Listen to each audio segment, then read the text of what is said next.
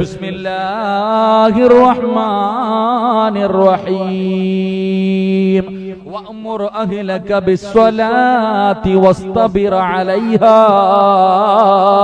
ലാ നസ്അലുക റിസ്ഖാ നഹ്നു നർസുഖു വൽ ആഖിബത്തു ലിത്തഖ്വാ.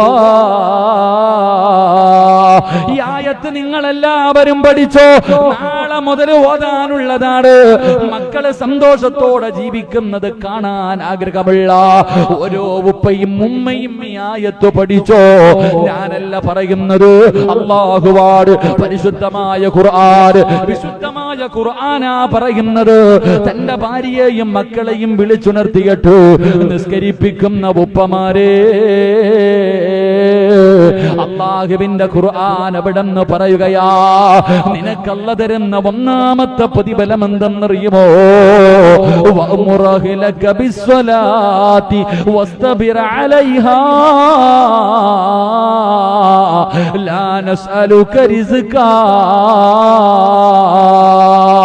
എന്റെ പ്രിയമുള്ളവരെ, വെള്ളിയാഴ്ച ദിവസം ജുമാഅയുടെ പള്ളിയുടെ വെളിയിലിറങ്ങുമ്പോ നീ എല്ലാ വെള്ളിയാഴ്ചയും ഒരു കാഴ്ച കാണുന്നവനാട്.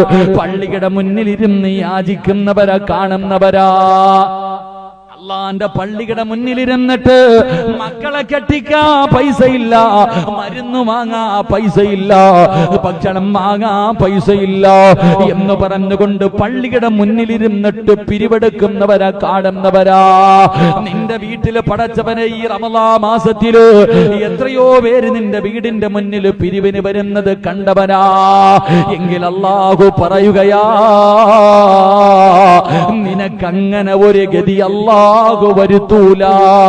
നിനക്കല്ല അങ്ങനെ ഒരു ഗതി വരുത്തൂല. അല്ലാഹുവിന്റെ ഖുർആൻ അവിടെന്ന് പറയുകയാണ്, തന്റെ ഭാര്യയെയും മക്കളെയും വിളിച്ചുണർത്തികെട്ട് നിസ്കരിപ്പിച്ച അല്ലാഹു തരുന്ന ഒന്നാമത്തെ പ്രതിഫലം നിനക്കും നിന്റെ ഭാര്യക്കും നിന്റെ മക്കൾക്കും മരിക്കുന്ന കാലം വരെ കഴിക്കാൻ ഭക്ഷണം അല്ലാഹു തരുമെന്ന് അല്ലാഹുവിന്റെ വിശുദ്ധ ഖുർആൻ. അല്ലാഹുവിന്റെ പരിശുദ്ധമായ ഖുർആൻ പറയുക, 5 നേരം നീയും നിന്റെ ഭാര്യയും മക്കളും നിസ്കരിച്ചാ ലാ നസ്അലുക റിസ്ഖ, നീ ഭക്ഷണം തേടിയിട്ട് നടക്കണ്ട, നീ റിസ്ക് തേടിയിട്ട് നടക്കണ്ട. നിനക്കും നിന്റെ കുടുംബത്തിനും മരിക്കുന്ന കാലം വരെ ഭക്ഷണം ഞാൻ തരാമെന്ന് അല്ലാഹുവിന്റെ പരിശുദ്ധ ഖുർആൻ. അല്ലാഹു നമുക്ക് ഈമാൻ നൽകുമാറാകട്ടെ.